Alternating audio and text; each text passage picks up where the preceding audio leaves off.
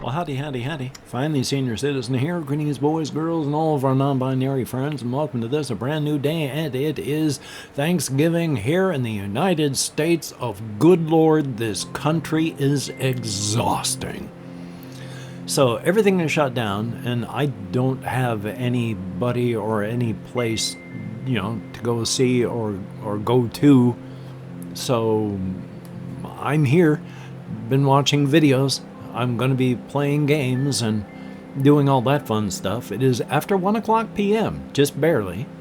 And yeah, a brand new day. Thumbs up for that. I do have some things written down because, once again, ADD/ADHD, I'd forget my name if it wasn't written down somewhere. I'm going to start up at the top. The things that I've written down. One is I watched a video about the Terminator 2 last night by a guy who thinks it's one of the best movies ever, but also went through and did a whole bunch of the plot holes and issues and things wrong with it. And he pointed out something. It is, I can't remember the way he used it, the term that he used, but it is a closed time loop, the whole Terminator series. Because Skynet sends a Terminator back into the past to stop John Connor so that Skynet can come around, but John Connor and all this has the resistance and all this because Skynet comes back.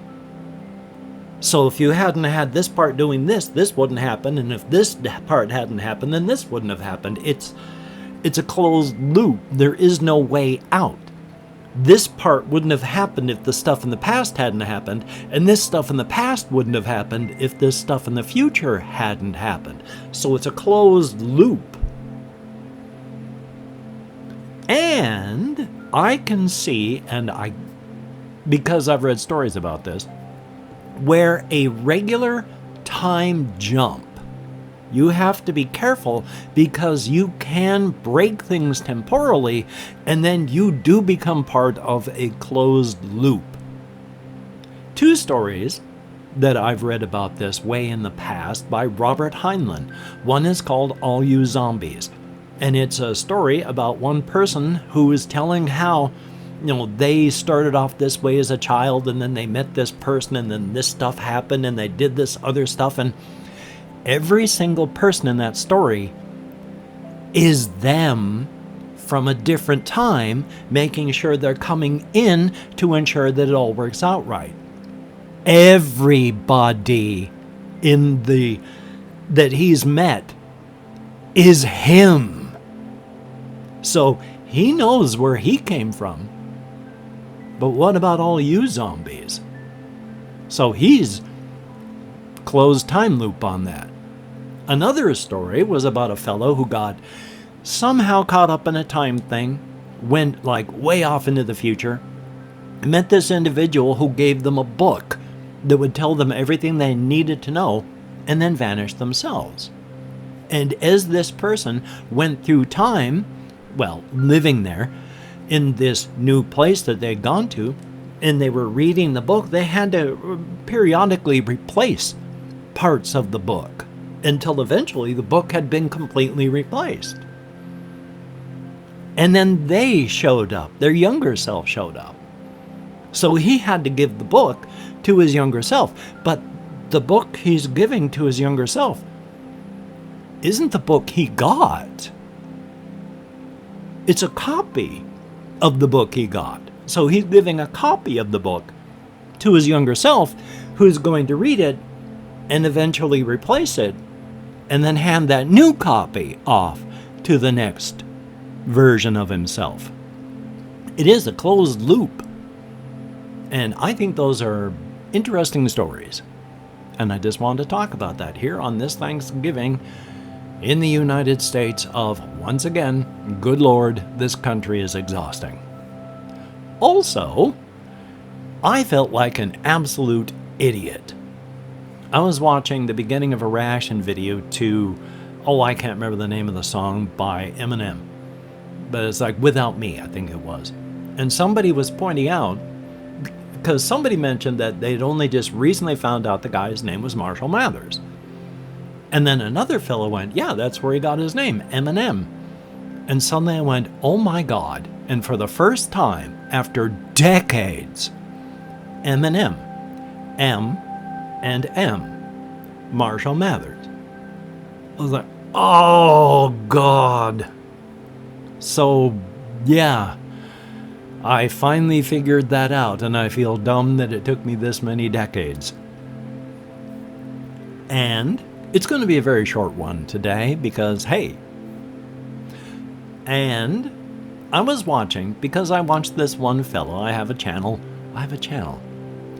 I am subscribed to many channels, and one of them is by a fellow called Oboe Shoes. Not his real name, of course, but he's got Oboe Shoes 2, Oboe Shoes bricks for Lego stuff, and the like. But he loves bad games. If it's a bad game, he's going to get it, and he's going to play it, and he's going to hate it, and he's going to love it. Well, he was pointing out that he wanted to play the game Haze on the way it originally come out, or sort of. And so Haze, bonk, a first-person shooter game that came out on the PlayStation 3. I don't know if it's also on PC, but he booted up a PS3 emulator and was running Haze and playing it. And I started thinking to myself, I've got the PlayStation 1 emulator, I got the PlayStation 2 emulator, and they both work great, and I think they're awesome, because I like the older games to occasionally dip my toe back into. Excuse me. And I had just recently, just because I haven't done anything with it, doubt I ever will again, but I had downloaded the original Xbox emulator, and it ran just fine. So I thought to myself, well, can I emulate a PS3? And so I downloaded the PS3 emulator. I downloaded all the stuff I needed to make it work. And then I downloaded Haze and booted it up. And yeah, it runs quite well. And it automatically was playing in widescreen too, which is pretty cool. Definitely a thumbs up. So yeah, I'm amazed that my system will do that. Am I ever going to play any PS3 games? I mean, the games that I had for PS3 that I really liked are things that I also have for the PC. So it was interesting to get it up and running. I'm glad I did that. But I'm not really ever going to play a PlayStation game. PlayStation 3. One of the games that I really liked that I had for the PS3 was Far Cry 2. But again, I have Far Cry 2 for the PC, so why would I want to play the PS3 version? Let's see what else I have up here. Oh yes.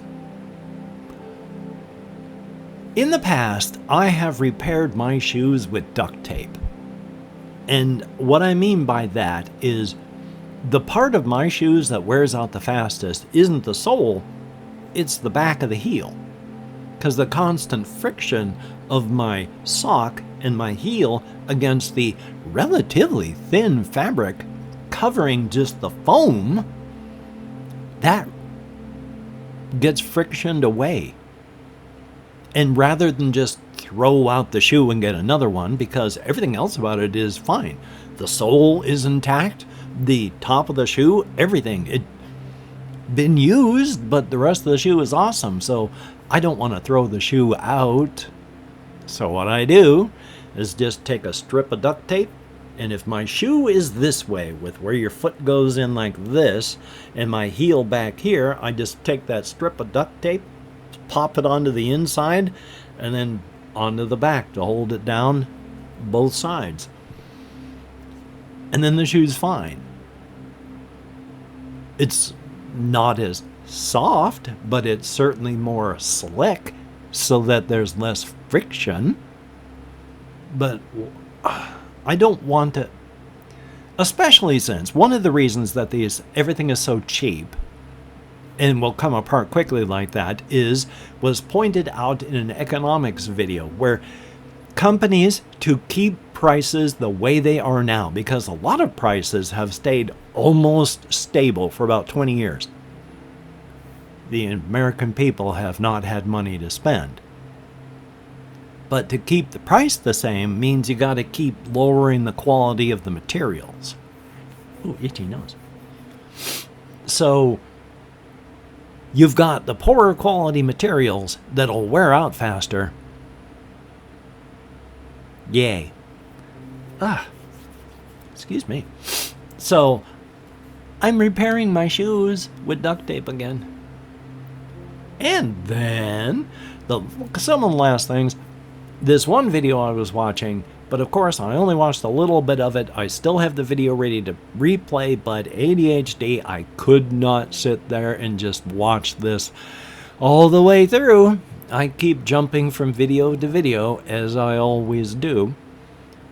But they were talking about how on the indie front, there is a huge resurgence of tank control games, where you're not just simple run around with the stick. It's like the old PlayStation 1 tank controls. And they're starting to also use a lot more fixed camera positions. Thumbs up. Which, with the continued tanking of the AAA games market and the huge surging in popularity and quality of the indie market, yeah, you should check out like indie stuff if you like games. And then the last thing on this particular front was Windows 11 and how awful it's getting. And on the whole AI front, where Microsoft has said that they want Windows to be an agentic thing and they're going to have it so that AI is constantly running. At the same time, I was watching another video, how they are coming out and they're saying, yeah, you really need to be careful with this. You need to keep a strong eye on it because, yeah, it will install malware on your machine if you're not keeping a good eye on it. Then why? My lower plate came loose. Then why? Why have it in there at all? Most people aren't going to be of a qualified level to really take care of supervising the AI. And if the AI is going to be so thoroughly awful as to, if you don't watch it, it'll tank your computer, don't put it in there. But then the people at Microsoft have said they don't understand why people don't like AI. They like it, and they see how it can be good. But yet, whenever they post anything about how we're going to be doing AI stuff, all they get is people saying, oh my God, why are you doing this? Can't you just please make an operating system that works? And then they look at that and go, I wonder why people don't like AI. It can do such good stuff, as long as you keep an eye on it so it doesn't install malware on your computer, give away all of your household savings. I mean, what's wrong with it? And of course, the start menu becoming completely useless. I don't use the Windows 11 start menu. Unfortunately, I have Windows 11. I don't use the Windows 11 start menu. I use OpenShell Classic, which turns it into the Windows 7 start menu, but you can have Windows 10 features in it too. So I've got a start menu from like decades back. But there's the pinned things up at the latest start menu that you can't change. And there's categories that you can't change the names of the categories, nor can you put things in the categories, nor can you change any of the things in the categories. And it's a huge menu, and it's got huge amounts of scrolling on it, and you can't customize it at all. So I'll stick with OpenShell Classic. And because I am just me today. I have not written down the people that went and did the writer's prompt / secret word from yesterday, and my sincere apologies. I will have 2 days of thanking people tomorrow, and if you want to play a secret word game, so I can add your name to the list on the morrow, if you could tell me, do these early 19th century civilians in Spain look like they would welcome a revolution? And if not, could you just write civilians into the comment section for blatant engagement farming? That would be cool. Definitely a thumbs up. Come on, focus. There we are. Yay, you don't have to play. And if you don't, then that's okay. But yeah, thumbs up. So I'm going to be taking care of myself today. I'm going to be playing video games. I've got analog games that hopefully I'll play. I hate executive dysfunction. Ugh. Again, nowhere to go out there. Every place that I would go is closed. So, I mean, I don't blame them for being closed. It's Thanksgiving here in the U.S. of A, and then a whole bunch of other stuff. So, thumbs up. But hey, if you could like, comment, share, and subscribe, that'd be very cool. Greatly appreciated. Definitely a thumbs up. Each one of my Patreon patrons are beautiful and awesome people. And as a quick aside, if you'd like to become a Patreon patron or more, I have links to my Patreon, a PayPal, and my Amazon wish list down in the comment section. If you wanted to check that out, that'd be very cool. Definitely a thumbs up. Not a requirement. Please don't feel that you have to. You don't. But definitely a thumbs up. But back to my Patreon patrons, who are, again, beautiful and awesome people. Thumbs up and thank you. You help this aging mammal throughout this. Well, it's a trying period of life for everybody, and unfortunately, we all get there. But thumbs up. Everybody that leaves me a comment, thumbs up and thank you as well. I read every comment that YouTube shows me. I thumbs up every comment that YouTube lets me, and I answer as many as my nerve compression will let me. 2 reasons I like to engage, and I think it's important to let you know that you have been heard. Thumbs up for that. Well, hey, because I don't have the whole commenty thing, the whole that thing that I do with secret word, because I've forgotten what to call it. Since I don't really have that, I'm just going to tell you that I'm going to take care of myself. I'm going to do the best that I can do. Hopefully you can get done the things that you would like to get done, because that would be a very cool thing. But if you cannot, please do not beat yourself up, because you deserve better. Definitely a thumbs up on that. So, until we meet again, you take care. Did I already do this? Have a great day today. I will see you on the flip side, and that is indeed a very, very good thing. I've repeated part of that just then. Hokey smokes. My brain is not functioning today, as you may well be able to determine. Anyway, though, hopefully, if you're watching this on the day that it comes out, Thanksgiving, hopefully you're having a fine Thanksgiving, or if you're in a country that does not celebrate some form of Thanksgiving around this time, hopefully your day is awesome. You take care. I gotta click up here. Oh, I already clicked up there. I know, I just gotta click the stop recording button.